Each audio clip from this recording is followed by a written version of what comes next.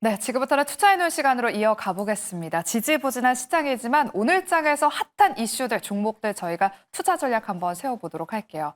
오늘 함께할 두 분은요, 업사이클 리서치의 유창희 본부장, 기업공시연구소의 변영희 대표 두 분과 함께하겠습니다. 어서 오세요. 네, 반갑습니다.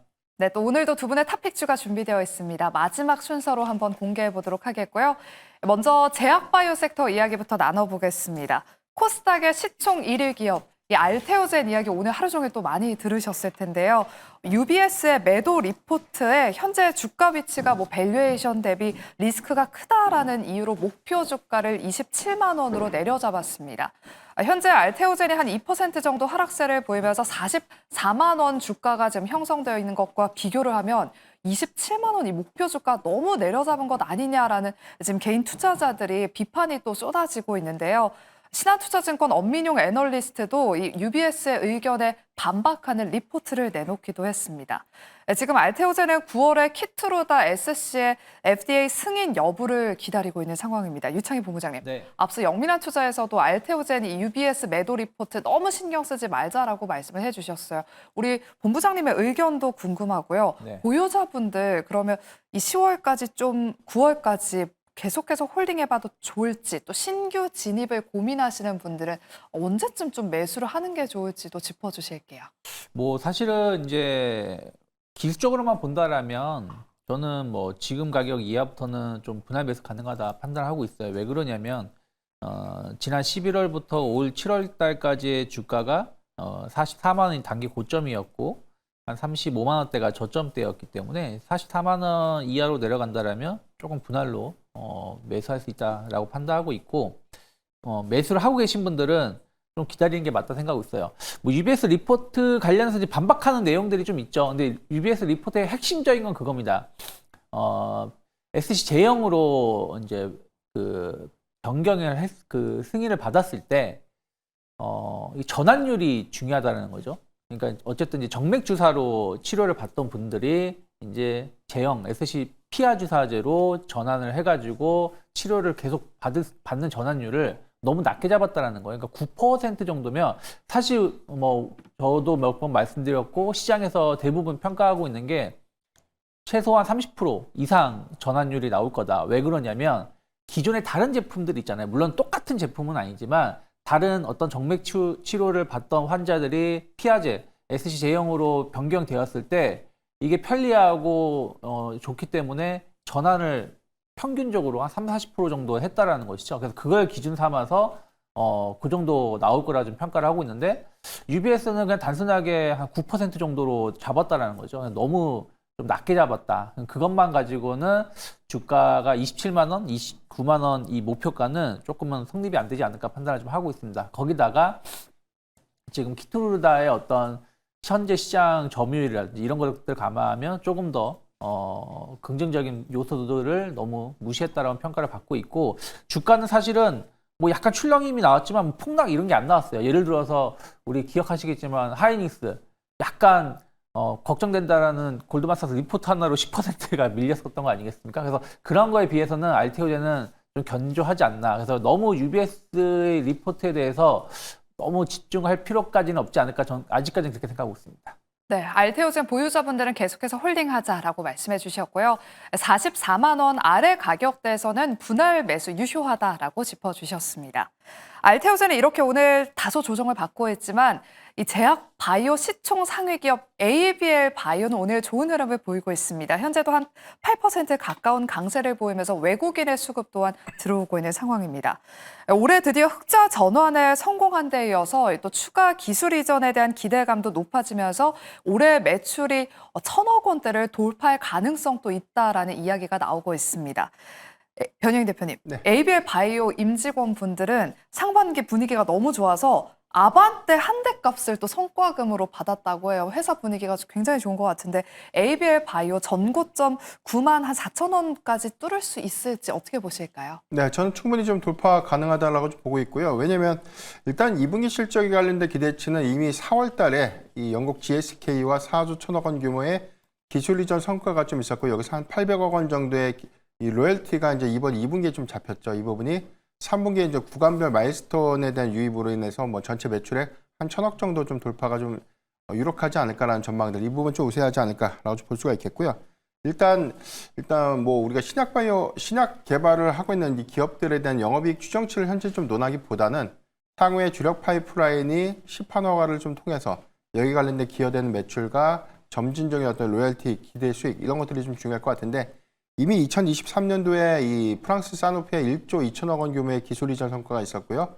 지난 4월에는 이제 전체 4조 1천억 원 규모의 기술 이전 성과가 좀 있었는데, 여기서 좀 주목하고 있는 어떤 방향성들은 일반 신약과는 좀 다르게 뇌혈관 장벽을 침투해서 약물을 전달하는 이 그랩바디비를 좀 주력으로 한다는 점. 이 부분이 그동안 우리가 이제 퇴행성 이 뇌질환의 가장 큰 난제로 좀 작용됐던 부분이 뇌혈관 보호 장벽을 좀 뚫지 못했던 이유입니다. 이 부분은 인체 구조상 뇌를 좀 보호하고 있는 어떤 장치를 사실 인위적으로 우리가 좀 시도할 수 있는 어떤 부분들은 환자 어떤 리스크 요인들이 좀 가장 이제 크다 보니까 이 부분이 좀 난제였는데, 뇌혈관을 좀 침투해서 약물을 전달하는 이 플랫폼에 대한 임상 성과가 좀 명확해진다면 퇴행성 뇌질환에 관련된 치료제, 즉 치매에 관련된 치료제도 뭐 본격화될 수 있는 그런 부분들이기 때문에 향후의 확장성 관점에 대해서는 뭐 충분히 기대의 요인들이 좀 될 수 있겠고, 이 부분보다 뭐 ABL3011이라는 이 파이프라인이 있습니다. 이 부분이 미국 임상 1상을 현재 하고 있는데 하반기에 해당되는 성과가 좀 발표될 것이다라는 전망들도 나오고 있기 때문에 이런 부분들이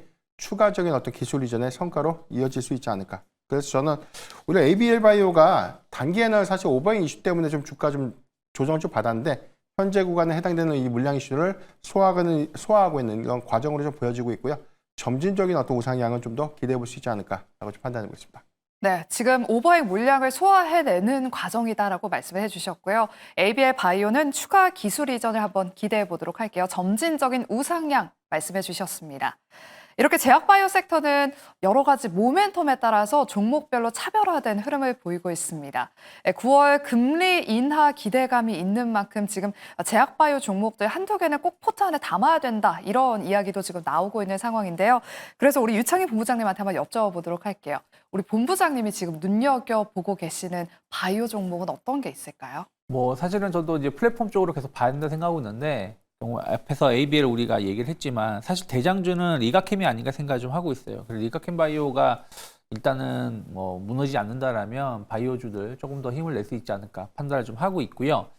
그리고 이제 최근에 계속 비만 치료제 뭐 이런 부분들 이슈가 좀 있기 때문에 인벤티지 랩이 좀 조정을 한번 크게 받았다라고 판단하고 있어요. 그리고 바닥을 다지면서 지금 조금 상승을 기대할 수 있고, 또 하나는 이제 미국에서 대마 관련해서 약간 완화된 얘기가 좀 나오고 있는데, 의료용 대마 관련돼서 인벤티지 랩이 조금 임상 기술력이 좀 있죠. 그래서 그런 것들 감안하면 조금 현재 트렌드에 조금 맞을 수 있는, 또 상대적으로 좀 주가가 조정을 받아서 매수해 볼 수 있는 가격대가 아닐까 판단하고 있습니다. 네, 여전히 플랫폼 기업에 주목해 봐야 된다라고 말씀해 주시면서 인벤티지랩 일단 비만 치료제 관련주 말씀해 주셨고요. 리가캠 바이오까지 특징주로 말씀해 주셨습니다. 또 잠시 우리 변용희 대표님의 탑픽주도 이 제약 바이오 섹터 안에 있으니까요. 마지막 순서로 탑픽 제약 바이오주도 이야기 나눠보도록 할게요. 다음은 2차 전지와 수소 이야기 나눠보겠습니다. 장기간 침체를 겪었던 2차 전지, 2자 전지에서 요즘 으쌰 전지로 우리 김태훈 매니저님이 말씀하신 것처럼 점차 살아나는 분위기를 보이고 있습니다. 최근 종목별로 돌아가면서 순환매 흐름을 보이면서 오늘은 뭐 세비캠 같은 폐배터리 업종, 그리고 코스모 화학 같은 소재 업체들의 분위기가 또 좋은데요. 변영희 대표님, 네. 2차 전지가 지금 상승하고 있는 이 모멘텀으로는 리튬 가격 상승이 있고요. 그리고 또 ESS, 이 두 가지 모멘텀으로 같이 움직이고 있습니다. 이 모멘텀에 집중해 봤을 때 지금 어떤 2차 전지 기업을 봐야 되는지 말씀해 주실게요. 네, 일단 두 가지에 대한 이 관점은 좀 달라질 것 같아요. 먼저 이제 ESS 부분의 경우에는 뭐 상반기까지 우리가 실적이 가장 큰 어떤 악영향으로 좀 작용했던 전기차 캐즘이 지속되고 있다는 점, 특히나 9월 30일자 뭐 미국의 인센티브에 관련된 어떤 종료, 이런 부분들이 4분기 전기차의 단기적인 수요를 좀 위축시킨다는 관점에서 우려 포인트가 좀 됐는데, 그럼에도 불구하고 지금 하반기 데이터 센터형 ESS에 관련된 수주 성과가 점진적으로 이익 훼손을 좀 상쇄시킬 수 있을 것이다라는 기대감이 뭐 LG 엔솔이라든가 삼성 SDI 같은 종목들의 어떤 상승세를 좀 이끌었고요. 최근에 리튬 가격의 어떤 상승 부분들은 CATL의 이 광산 채굴에 관련된 라이선스가 만료됨에 따른 어떤 중단 효과, 이 부분이 일단 면허갱신이 좀 이루어지고 있지 못했던 부분들은 9월 달에 이 중국개혁위원회에서 리튬 광산에 대한 채굴이라든가 가격 통제에 관련된 어떤 이슈가 좀 부각됐는 부분이기 때문에 단기적으로 이 채굴량에 관련된 어떤 조정이라든가 통제는 좀 본격화됐다라고 좀 볼 수가 있겠습니다. 이런 부분들 때문에 최근은 리튬 가격이 한 76.1위안, 킬로그램당 한 76.1위안까지 좀 상승됐고요. 선물지표상에서는 한 80.1위안까지 좀 상승 좀 해주고 있는 그런 포인트이기 때문에 심리적인 어떤 가격 정상 85위안에 대한 회복이 조금 더 유력하지 않을까. 다만 좀 중요한 부분들은 우리가 1분기 학습 효과가 있었어요. 리튬 가격에 대한 상승 연속성들이 제한적이었기 때문에 이 부분이 최소 3분기에서 4분기까지 좀 이어질 수 있는 흐름을 좀 보여준다면 레깅 현상이 완화될 수 있는 관점 안에서 양극 소재 회사들에 대한 이익 개선들은 우리가 좀 기대해 볼 수 있는 포인트가 좀 되지 않을까. 저는 이제 두 가지 측면 안에서 LG 에너지 솔루션이라든가 삼성 SDI의 경우에는 ESS 수주 성과를 좀 봐야 될 것 같고요. 에코프로비엠이라든가 포스코 퓨처의 경우에는 레깅 현상 완화에 따라서 일단 이익 개선 효과들을 조금 더 주목해 봐야 되지 않을까라고 좀 판단하고 있습니다. 네, 2차 전지 안에서 우리가 주목해 봐야 될 특징주까지 4가지로 또 압축을 해주셨습니다. 눈여겨보시길 바라겠고요. 이어서 오늘 또 수소 관련 종목들이 움직이고 있어서 이야기 나눠보도록 할게요. 최근 미국 증시에서 수소기업 블룸 에너지 주가 차트를 보시면요. 그야말로 또 급등 랠리를 펼치고 있습니다. 두산 퓨얼셀이 이에 따른 또 영향을 받고 있는 것 같은데요. 오늘 두산 퓨얼셀이 52주 신고가를 경신했습니다. 어제 이재명 정부가 향후 5년간의 국정 과제를 담은 국정 운영 5개년 계획안을 공개를 했는데요. 여기에 수소 에너지 국정 과제가 또 포함이 됐습니다. 유창희 본부장님, 네. 수소 테마는 어떻게 보시는지 요즘 또 에너지 안에서 여러 가지 섹터들이 또 순환매를 띠고 있는 것 같아요. 관심 있게 이 수소 테마도 좀 봐야 될까요? 뭐 이제 차트만 본다라면 사실은 뭐 지금 조금은 매매를 해볼 수 있는 모습으로 좀 변화가 되고 있습니다. 뭐 두산 퓨어셀 같은 경우 지금 8% 오르고 있는데 사실은 지금 한 2달 가까이 행보하다가 지금 고점을 뚫는 양봉이 나왔고요. 그리고 뭐 비나텍이라든지 뭐 상하프론테크 뭐 이런 기업들도 좀 거래량이 좀 동반되면서 오르곤 있습니다. 근데 이제 그 수소 에너지 쪽으로 우리가 집중할 것인가라는 고민을 좀 해야 될 거라 저는 생각을 좀 하고 있어요. 무슨 말이냐면 처음에는 이제 원전이 시장을 주도를 하면서 신재생 에너지 쪽에 관심이 많았는데 막상 이쪽이 실적 뚜껑을 열어보니까 아직은 좀 아쉽다라는 인식이 있으면서 관련된 기업들이 뭐 몇몇 기업은 좀 급락이 나왔습니다. 그리고 이제 수소 쪽으로 해서 순환매 수렁으로 어떤 이슈가 있을 때 올라오고 있는데 저는 어쨌든 수소는 중장기적인 관점에서 봐야 된다. 이게 지금 당장 어떤 변화를 일으키기에는 저는 조금 힘들지 않을까? 그래서 단기 트레이딩 관점에서 접근은 가능하겠지만 이게 이제 시장 주도주로서 계속해서 끌고 나간다라고 보기에는 아직은 좀 넘어야 될 부분들이 많지 않을까 판단을 좀 하고 있습니다. 네, 장기적인 관점에서의 수소 테마를 보기에는 조금 무리가 있다. 다만 지금 기술적인 관점에서는 단기적인 트레이딩은 유효할 것 같다라고 말씀해 주셨습니다. 그럼 다음으로는 저희가 반도체 섹터와 또 어제장에서 또 가장 핫했던 OLED 디스플레이 진단해 보도록 할게요. 최근 반도체 소부장의 실적 모멘텀을 안고 순환매를 띠는 가운데 오늘 반도체 탑2 삼성전자와 SK하이닉스는 다소 조용한 모습을 보이고 있습니다. 하지만 여러분들 주목해 보셔야 할 간밤에 이 두 기업의 주가 향방을 가를 수 있을 만한 소식이 들려왔습니다. 바로 엔비디아의 차세대 칩으로 알려진 루빈의 출시가 다소 지연될 수 있다는 가능성이 제기되면서 간밤 AMD의 주가가 또 급등 마감했는데요. 현재 엔비디아 측에서는 이 루빈의 지연에 대해서는 공식적으로는 부인을 한 상태입니다. 변영희 대표님, 네. 최근 AMD가 HBM 시장에서 점차 점유율을 넓혀가고 있잖아요.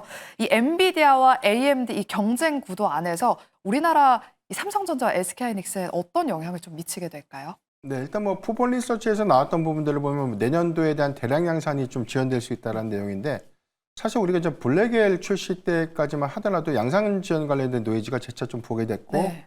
여기도 해서 블랙엘 울트라에 대한 뭐 수율 개선 부분 이 부분도 재차 좀 일부 좀 노이즈가 좀 됐다는 측면들 좀 우리가 어느 정도 감안을 좀 해봐야 되지 않을까.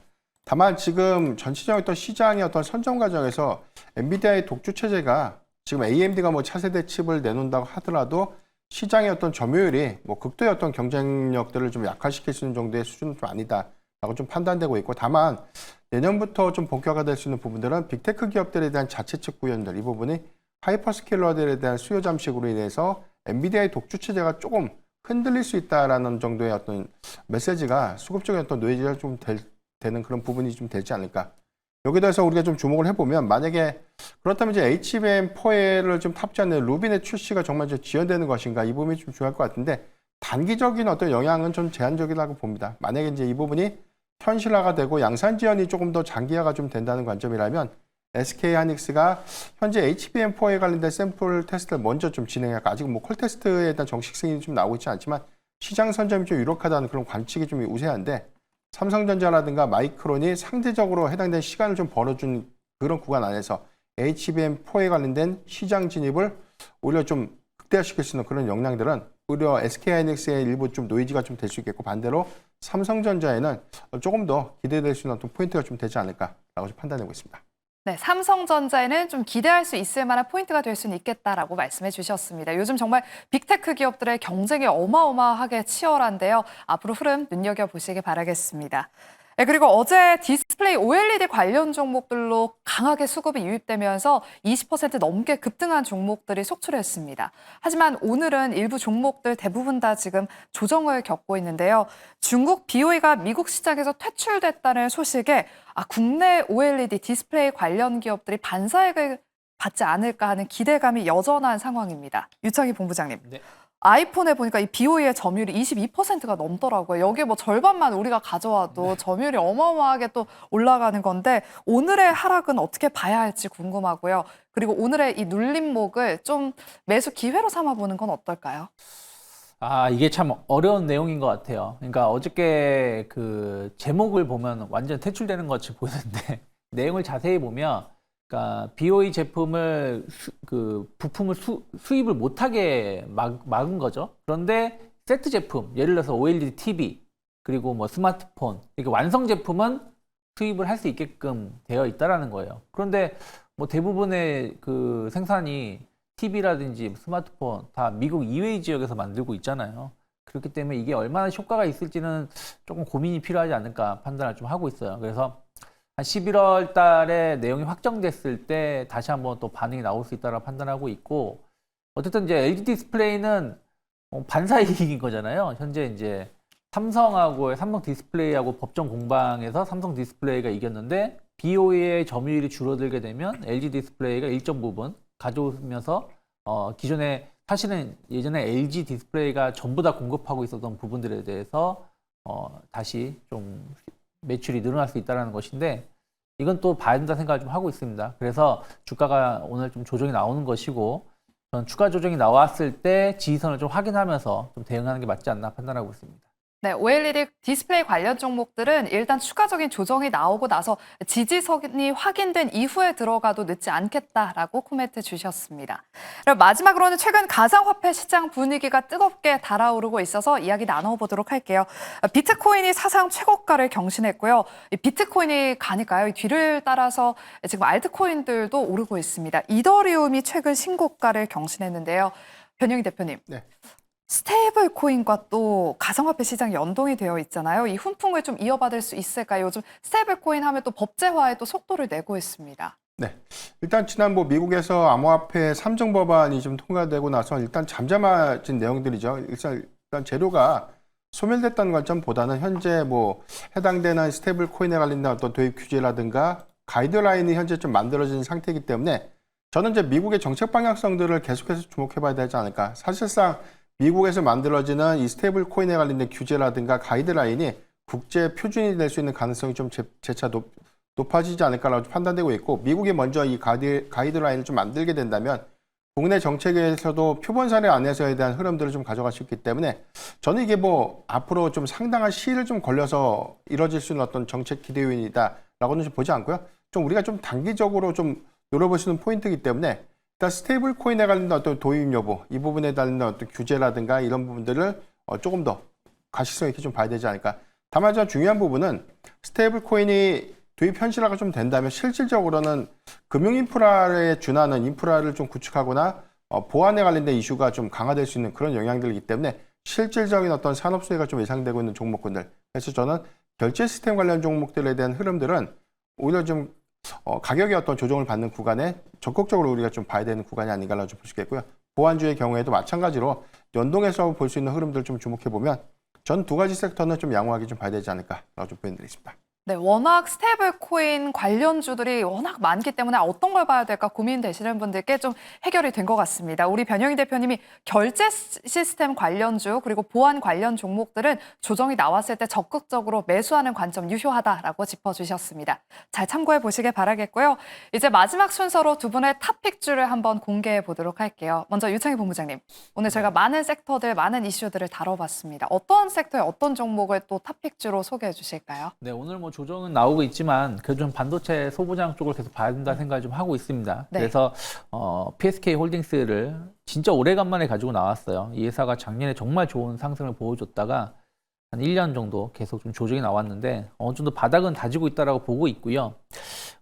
HBM 관련돼서 오늘 약간 노이즈가 나왔지만 결론은 그거예요. 출원 수요가 늘어나고 있기 때문에 그러면 메모리 용량을 더 늘려야 된다는 겁니다. 그래서 뭐 앞으로 나오는 제품들의 메모리를 2배, 3배로 더 늘리겠다라는 기조로 간다라는 뉴스였기 때문에 오히려 부품 소재 기업들은 조금 더 긍정적으로 볼 수 있는 부분들이 아니었나 판단하고 있고요.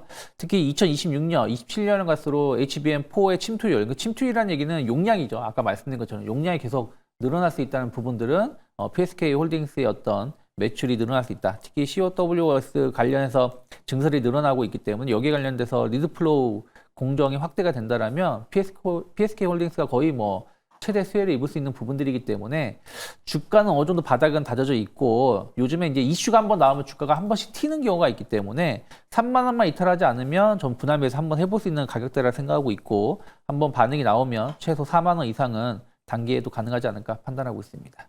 네, 쉬어가는 반도체 소부장 안에서 기회를 잡아볼 수 있는 탑픽주로 오늘 PSK 홀딩스를 말씀해 주셨고요. 이어서 변영희 대표님의 오늘 탑픽주는 제가 제약 바이오다라고 좀 힌트를 드렸어요. 어떤 기업일까요?